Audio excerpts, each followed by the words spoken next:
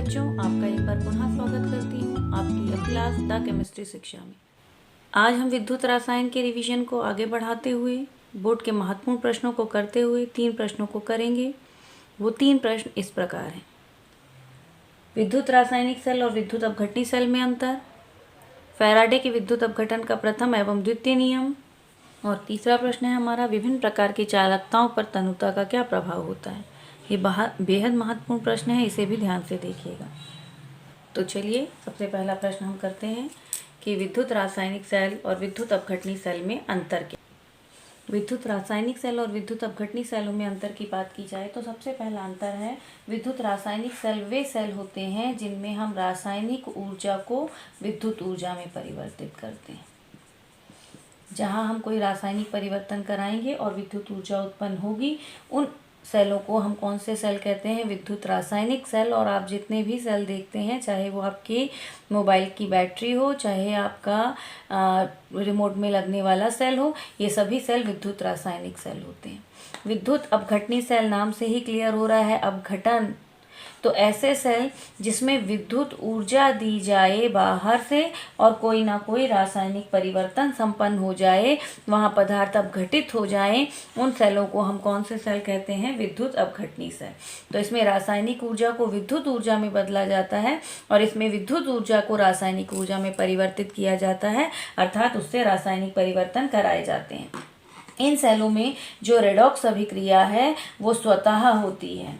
इनमें रेडॉक्स अभिक्रिया कैसे होती है, स्वतः होती है। इसमें रेडॉक्स अभिक्रिया तो यहाँ भी होगी, एक इलेक्ट्रॉन दान करेगा दूसरा ग्रहण करेगा, लेकिन ये स्वतः नहीं होगी, विद्युत ऊर्जा प्रवाहित करके हम ये करवाएंगे। इसमें रेडॉक्स अभिक्रिया स्वतः नहीं होगी। विद्युत रासायनिक सेल में रेडॉक्स अभिक्रिया स्वतः होती है। अब ये जो विद्युत रासायनिक सेल है, इसमें जो आपके 2 इलेक्ट्रोड हैं, ये अलग अलग बीकर में लिए जाते हैं। 2 धातु की छड़ें लेते हैं, उनको उनके ही लवण के विलयन में डुबोते हैं। तो इसमें जो आपके दोनों इलेक्ट्रोड हैं, एनोड और कैथोड, ये अलग अलग बीकर में लिए जाते हैं, जबकि इसमें दोनों इलेक्ट्रोड एक ही विलयन में डूबे रहते हैं। अगला इसका यदि हम अंतर देखें तो इसमें इन दोनों बीकर को जोड़ने के लिए हमें किसकी आवश्यकता पड़ती है, लवण सेतु की इसमें आवश्यकता होती है, और इसमें लवण सेतु की आवश्यकता होती है, और विद्युत अपघटनी सेल में लवण सेतु की आवश्यकता नहीं होती। जो विद्युत रासायनिक सेल हैं, विद्युत रासायनिक सेल में आपका कैथोड जो है ये धनावेशित होता है और एनोड कैसा होता है, ऋणावेशित होता है। विद्युत अपघटनी सेल में आपका एनोड जो होता है धनावेशित और कैथोड जो होता है ये कैसा होता है, ऋणावेशित होता है। इस सेल में हमें बाह्य परिपथ से विद्युत धारा प्रवाहित करने की आवश्यकता नहीं होती। बाह्य परिपथ में बैटरी या विद्युत ऊर्जा का स्रोत नहीं लगाया जाता। यहाँ विद्युत ऊर्जा के स्रोत अर्थात बैटरी की क्या होती है, आवश्यकता होती है, उसके बिना ये सेल काम नहीं कर सकते। तो आप ये मुख्य अंतर हैं जिन्हें आप अच्छे से करेंगे। एक बार फिर से सुनिए, विद्युत रासायनिक सेल, विद्युत अपघटनी सेलों में अंतर बताइए। एक महत्वपूर्ण प्रश्न है। तो वे सेल जिसमें रासायनिक ऊर्जा विद्युत ऊर्जा में परिवर्तित होती है विद्युत रासायनिक सेल कहलाते हैं। वे सेल जिनमें विद्युत ऊर्जा के द्वारा रासायनिक परिवर्तन या रासायनिक ऊर्जा उत्पन्न की जाती है विद्युत अपघटनी सेल कहलाते हैं। और ये जो रासायनिक परिवर्तन है, मेनली अपघटन मतलब पदार्थों को तो 2 भागों में तोड़ देते हैं। सोडियम क्लोराइड का विद्युत अपघटन किया जाएगा तो कैथोड पर सोडियम और एनोड पर क्लोरीन मुक्त होगी, मतलब पदार्थ का अपघटन हो जाता है। रेडॉक्स अभिक्रिया इनमें स्वतः संपन्न होती है। इसमें जब तक विद्युत ऊर्जा नहीं देंगे रेडॉक्स अभिक्रिया संपन्न नहीं होती। इनमें दोनों इलेक्ट्रोड अलग अलग विलयन में डूबे रहते हैं, इनमें दोनों इलेक्ट्रोड एक ही विलयन में डूबे रहते हैं। इनमें लवण सेतु की आवश्यकता होती है, इसमें लवण सेतु की आवश्यकता नहीं होती। विद्युत रासायनिक सेलों में कैथोड धनावेशित, एनोड ऋणावेशित होता है। विद्युत अपघटनी सेलों में एनोड धनावेशित और कैथोड कैसा होता है, ऋणावेशित होता है। इनमें बाह्य स्रोत से विद्युत ऊर्जा देने की आवश्यकता नहीं होती, इनमें बाह्य स्रोत से विद्युत ऊर्जा दी जाती है। तो ये मुख्य अंतर थे और इन्हें अच्छे से याद कीजिएगा। ये एक महत्वपूर्ण प्रश्न है। अब हम अपने अगले प्रश्न की ओर चलते हैं। फैराडे के विद्युत अपघटन के नियम।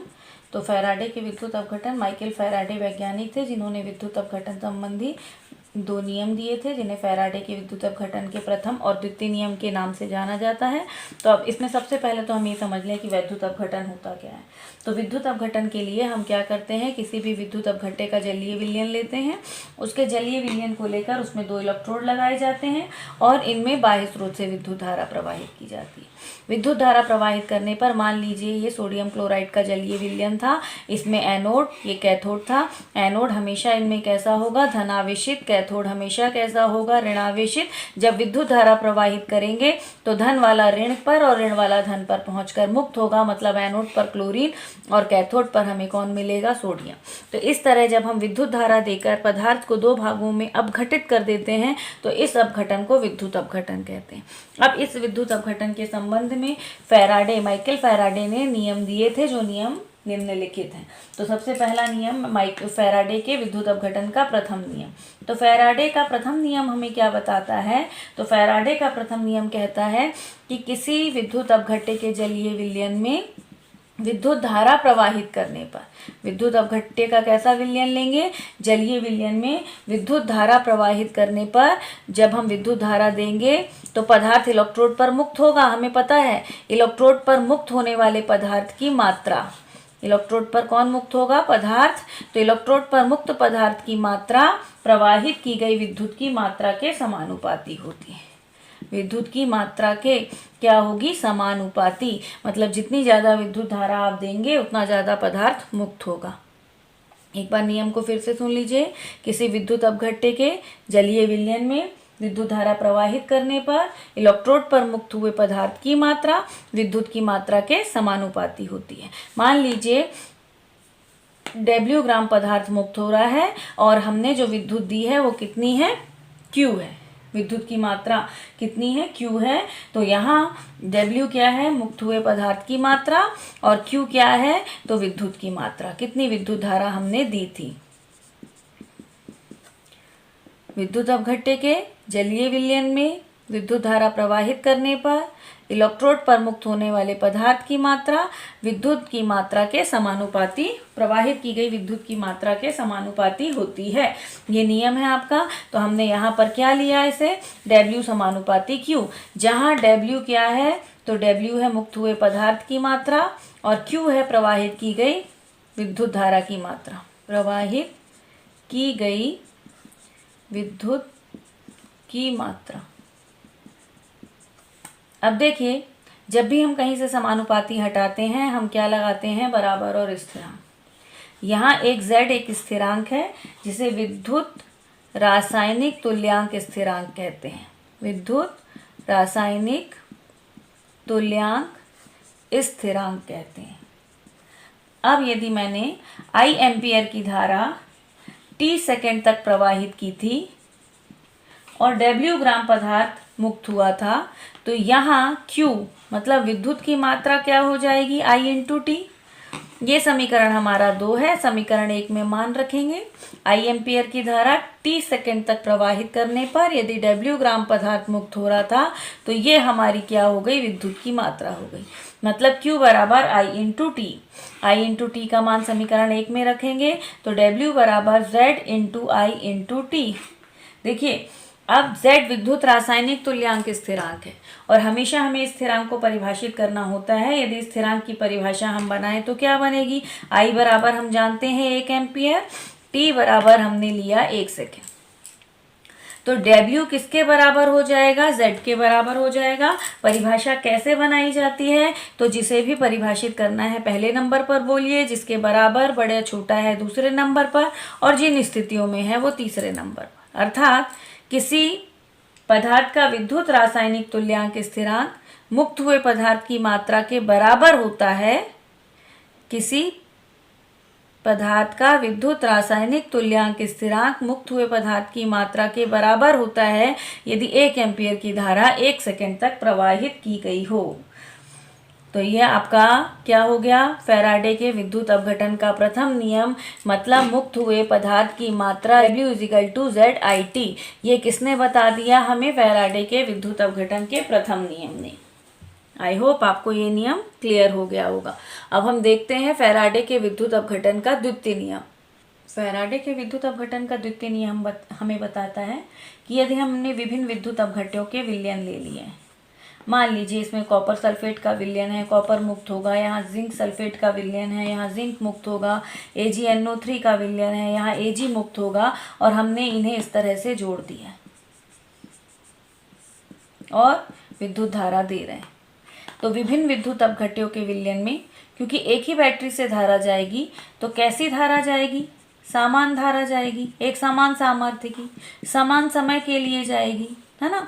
तो विभिन्न विद्युत अपघट्यों के विलयन में समान धारा समान समय तक प्रवाहित करने पर, अब हम जानते हैं जब हम धारा प्रवाहित करेंगे तो हर इलेक्ट्रोड पर कुछ ना कुछ पदार्थ मुक्त होगा। इन पर W1 ग्राम मुक्त हो रहा है, इस पर W2 ग्राम मुक्त हो रहा है, इस पर W3 मुक्त हो रहा है।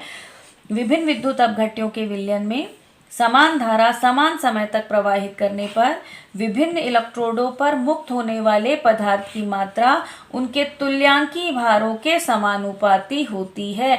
मतलब जितना पदार्थ का तुल्यांकी भार है, यदि इसका तुल्यांकी भार E1 है तो W1 समानुपाती होगा E1 के, यदि इसका तुल्यांकी भार E2 है तो W समानुपाती होगा E2 के, यदि इसका तुल्यांकी भार E3 है तो ये समानुपाती होगा E3 के। अब देखिए जब W1 समानुपाती है E1 के और हम समानुपाती हटाएंगे तो स्थिरांक लगाएंगे तो हमें क्या मिल जाएगा? W1 बटे E1 बराबर Z। अब इसी तरह यहाँ से मैंने लगाया W2 समानुपाती था E2, W2 इजिकल टू हो गया Z E2, W2 upon E2 बराबर हो गया Z। मतलब ये दोनों एक दूसरे के क्या आएंगे? बराबर। तो ये समीकरण हमें बताता है W1 अपॉन E1 बराबर W2 अपॉन E2, या हम इसे कह दें कि W1 बटे W2 बराबर E1 बटे E2। इस तरह किसी एक पदार्थ की मात्रा ज्ञात होने पर दूसरा पदार्थ कितना मुक्त होगा, या दूसरे की मात्रा ज्ञात होने पर तीसरा कितना मुक्त होगा, ये हम ज्ञात कर सकते हैं। तो ये कौन सा नियम था? द्वितीय नियम। फिर से एक बार नियम सुनिए, बिल्कुल इस डायग्राम को दिमाग में रखिएगा। विभिन्न विद्युत अपघट्यों के विलयन में एक ही बैटरी से धारा जा रही है तो समान धारा जाएगी, समान समय के लिए जाएगी। आपको शब्दों में लिखना है, विभिन्न विद्युत अपघट्यों के विलयन में समान धारा समान समय तक प्रवाहित करने पर प्रत्येक इलेक्ट्रोड पर मुक्त होने वाले पदार्थ की मात्रा उनके तुल्यांकी भारों के क्या होती है? समानुपाती होती है। और निष्कर्ष क्या निकला? W1 बटे W2 बराबर E1 बटे E2। इसकी सहायता से एक पदार्थ का भार ज्ञात होने पर दूसरे पदार्थ का भार ज्ञात किया जा सकता है।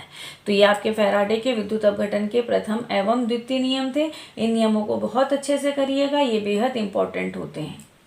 तो अब हम अपने तीसरे प्रश्न, विभिन्न प्रकार की चालकताओं पर तनुता के प्रभाव को देखते हैं। देखिए यदि हम चालकता की बात करें तो विलयन की चालकता में सबसे पहली चालकता है विशिष्ट चालकता। विशिष्ट चालकता क्या होती है? तो 1 घन सेंटीमीटर क्षेत्र की चालकता। मान लीजिए आपका विलयन था तो इसमें जब लंबाई भी 1 सेंटीमीटर और क्षेत्रफल भी 1 वर्ग सेंटीमीटर हो तो इस छोटे से क्षेत्र की चालकता 1 घन सेंटीमीटर की चालकता, उसकी कौन सी चालकता होती है? विशिष्ट चालकता। अब जब मान लीजिए आपने कोई विलयन लिया था और उस विलयन को आप तनु कर रहे हैं तो पानी की मात्रा बढ़ा रहे हैं। पहले जो 100 आयन इस क्षेत्र में उपस्थित थे, यहाँ पर 5 या 7 आयन आ रहे थे। जैसे ही आपने विलयन को तनु किया, ये आयन पूरे में बटेंगे। इस स्थान पर आयनों की संख्या क्या होगी? घट जाएगी। आयनों की संख्या पर क्योंकि चालकता निर्भर करती है, इसलिए तनुता बढ़ाने पर विशिष्ट चालकता के मान में क्या आ जाती है? कमी आ जाती है। क्यों? क्योंकि 1 घन सेंटीमीटर क्षेत्र में आयनों की संख्या कम हो जाती है। ये बात क्लियर है? तो जब भी हम विशिष्ट चालकता की बात करेंगे तो विशिष्ट चालकता 1 घन सेंटीमीटर विलयन की चालकता होती है। 1 घन सेंटीमीटर विलयन में उपस्थित आयनों की संख्या पर निर्भर करती है। जब हम तनुता बढ़ाते हैं अर्थात जल की मात्रा बढ़ाते हैं तो इस 1 घन सेंटीमीटर क्षेत्र में आयनों की संख्या क्या हो जाती है? कम हो जाती है, जिससे विशिष्ट चालकता के मान में कमी आ जाती है। अब यदि हम बात करें तुल्यांकी और आणविक चालकता या मोलर चालकता पर, तो आणविक चालकता और तुल्यांकी चालकताओं के मान में जब हम तनुता बढ़ाते हैं, तनुता बढ़ाने पर आणविक और तुल्यांकी चालकताओं के मान बढ़ जाते हैं। इनके मानों में क्या होती है? वृद्धि। क्यों होती है वो भी देखें। यदि आणविक चालकता है तो इसका सूत्र है lambda m equal to kappa into V. यदि तुल्यांकी चालकता है तो इसका सूत्र है lambda EQ equal to kappa into V, जहाँ कप्पा विशिष्ट चालकता है। अभी हमने पढ़ा तनुता बढ़ाएंगे तो विशिष्ट चालकता के मान में कमी आएगी। कमी क्यों आएगी? क्योंकि 1 घन सेंटीमीटर क्षेत्र में आयनों की संख्या कम हो रही है। 1 घन सेंटीमीटर क्षेत्र में आयनों की संख्या कम होने के कारण ये घटक कम होगा, लेकिन इसकी तुलना में हुई आयतन में वृद्धि, जब आप तनुता बढ़ाएंगे तो आयतन क्या होगा? बढ़ेगा। ज्यों ज्यों तनुता बढ़ेगी आयतन बढ़ता जाएगा। के मान में तो कमी आएगी, किंतु वी का मान बढ़ता है। के मान में आई कमी की अपेक्षा वी के मान में वृद्धि बहुत अधिक होती है, अतः दोनों का संयुक्त प्रभाव बढ़ जाता है और तनुता बढ़ाने पर आणविक और तुल्यांकी चालकताओं के मान में क्या हो जाती है? वृद्धि हो जाती है। तनुता बढ़ाते बढ़ाते एक अवस्था ऐसी आती है जहां लगभग इनका मान स्थिर हो जाता है। तो वह तनुता जिस पर चालकताओं के मान स्थिर हो जाते हैं, उसके बाद अधिक जल मिलाने पर भी चालकता नहीं बढ़ती, उस तनुता को हम कौन सी तनुता कहते हैं? अनंत तनुता। तो अनंत तनुता पर तुल्यांकी चालकता और मोलर चालकता, इस अवस्था में जो चालकता है उसे अनंत तनुता पर तुल्यांकी और मोलर चालकता कहा जाता है, और उस अवस्था में इसे लैम्डा m इन्फिनेटिव और लैम्डा EQ इन्फिनेटिव से दर्शाया जाता है। आई थिंक आपको ये क्लियर हो गया होगा कि विभिन्न प्रकार की चालकताओं पर तनुता का क्या प्रभाव होता है। विशिष्ट चालकता 1 घन सेंटीमीटर क्षेत्र की चालकता है। जब हम तनुता बढ़ाते हैं, जल की मात्रा बढ़ाते हैं, तो इस 1 घन सेंटीमीटर में आयनों की संख्या क्या हो जाती है? कम हो जाती है। आयनों की संख्या कम होने के कारण विशिष्ट चालकता के मान में कमी आ जाती है। आणविक चालकता और तुल्यांकी चालकता की बात करें तो आणविक चालकता और तुल्यांकी चालकताओं के मान में वृद्धि होती है। अब ये वृद्धि क्यों होती है? तो हम जानते हैं लैम्डा m और लैम्डा EQ का सूत्र होता है कप्पा इंटू वी, जहाँ कप्पा विशिष्ट चालकता है। तनुता बढ़ाने पर इसके मान में कमी आ रही है। क्यों? क्योंकि 1 घन सेंटीमीटर में आयनों की संख्या कम हो रही है, लेकिन इसकी तुलना में हुई आयतन में वृद्धि बहुत अधिक होती है।